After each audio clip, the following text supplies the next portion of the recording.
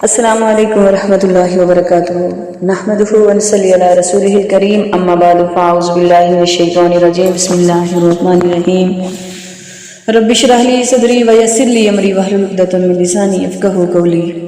عزیز سامعات، آج کا ہمارا ٹاپک ہے نامحرم کی محبت۔ یقین مانیں تو آج کل بہت سے لڑکے اور لڑکیاں اس کا شکار ہو چکے ہیں۔ پہلی بات تو یہ کہ اگر کوئی نامحرم کی محبت میں مبتلا ہو چکا ہو اور اس پر شرمندہ ہو تو خدا را اس سے نفرت نہ کرے، نہ جج کرے، کیونکہ ہم نہیں جانتے کہ اگلا بندہ اس سب سے نکلنے کے لیے کتنی تگ و دو اور کوشش کر رہا ہے۔ جب بندہ بیمار ہوتا ہے تو کیا دوا لیے بغیر علاج ہو سکتا ہے؟ اس طرح نامحرم کی محبت بھی کسی بیماری کی طرح چمٹ جاتی ہے۔ جیسے آپ کو ایک بات بتاتی ہے، سائنس یہ کہتی ہے کہ نوجوان میں انسان کے اندر جو ہارمونز ہیں، ایسے ہارمونز خارج ہوتے ہیں جس سے بڑی کشش محسوس کرتا ہے، اس کی طرف مائل ہونے لگتا ہے۔ میری ایک دوست کا میسج موصول ہوا مجھے، جس میں لمبی چوڑی چیٹ کی اس نے، اور آخر میں اس نے کہا کہ مجھے وہ شخص چاہیے ہی تھا، اللہ نے اس کی محبت میرے دل میں ڈال دی، اللہ نے میرے ساتھ کیوں کیا ایسا وغیرہ۔ اس کی ساری سٹوری کا پتہ چلا کہ خلاصہ تھا اس نے نگاہ کی حفاظت نہیں کی۔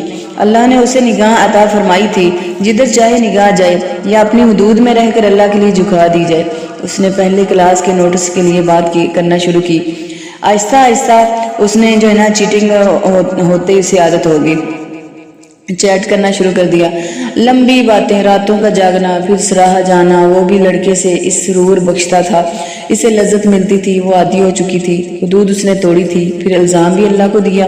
نامحرم سے بات کرنے میں لذت اور سرور شامل ہوتا ہے، کبھی آنکھوں کے ذریعے ہی تسکین پوری کی جاتی ہے۔ آپ کو پتہ ہے ہم اس دور میں پیدا کیے گئے ہیں کیونکہ ہم ہی اس قابل ہیں کہ اس فتنے کے ہوتے ہوئے خود کو بچا سکیں۔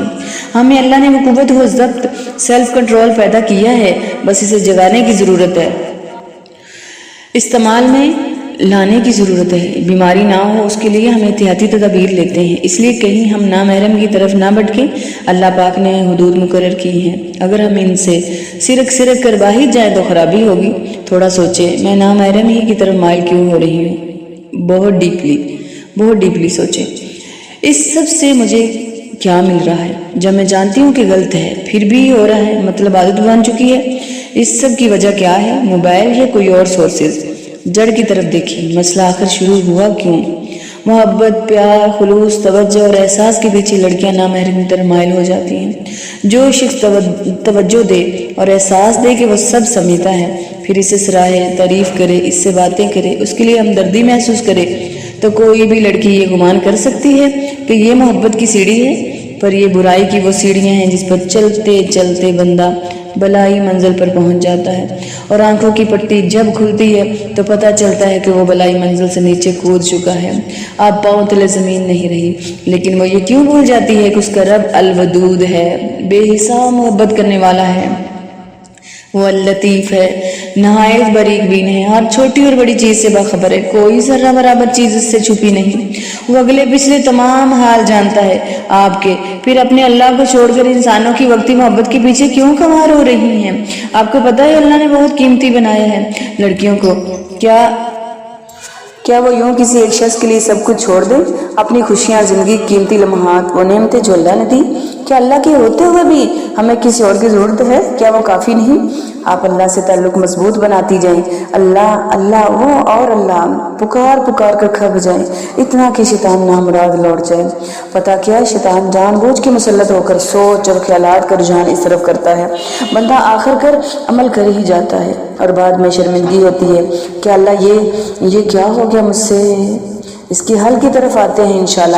آپ کی سچویشن جو مجھے سمجھ آئی وہ یہ کہ جب بھی آپ نکلتی ہیں، شیطان پہلے سے زیادہ حاوی ہو کر آپ سے برائی کرواتا ہے، کیونکہ وہ نہیں چاہتا کہ بندہ صراط مستقیم پر چلے، وہ روڑے اٹکا رہا ہے، اللہ سے آپ کا تعلق کمزور ہو رہا ہے اور اب تک ہار جائیں، وہ یہی چاہتا ہے۔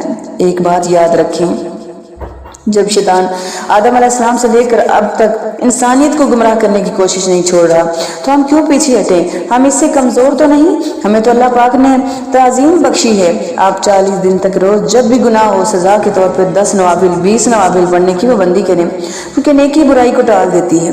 شیطان جب دیکھے گا کہ یہ بندی برائی کرنے کے بعد ڈبل اجر کما رہی ہے تو تھک ہار کر جان چھوڑ دے گا۔ یہ ایک بزرگ کا آزمایا ہوا طریقہ ہے۔ وہ گناہ چھوڑ نہیں پا رہا تھا جانتے بوجھتے، پھر اس نے اپنے لیے عبادت کو مسلط کر لیا سزا کے طور پہ۔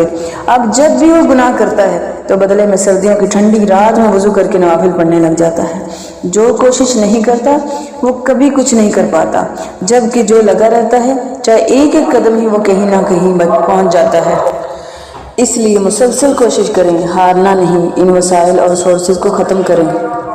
یاد رکھیں، اس لیے مسلسل کوشش کریں، ہارنا نہیں، ان وسائل اور سورسز کو ختم کریں، کٹ آف کریں جو آپ کو اس طرف لے جا رہے ہیں۔ ذہن میں یہ رکھیں کہ اللہ پاک کی خاطر کرنا ہے، اللہ پاک کی خاطر چھوڑنا ہے، بدلے میں اللہ پاک آپ کا دل ہی غنی کر دیں گے، بہترین نعم البدل عطا فرمائیں گے اور تمام گناہ معاف کر کے نیکیوں میں بدل دیں گے۔ دعا ہے اللہ تعالیٰ سب کی شرم و حیا کی حفاظت فرمائے، اللہ تعالیٰ ہماری نسلوں کی حفاظت فرمائے، آمین ثم آمین۔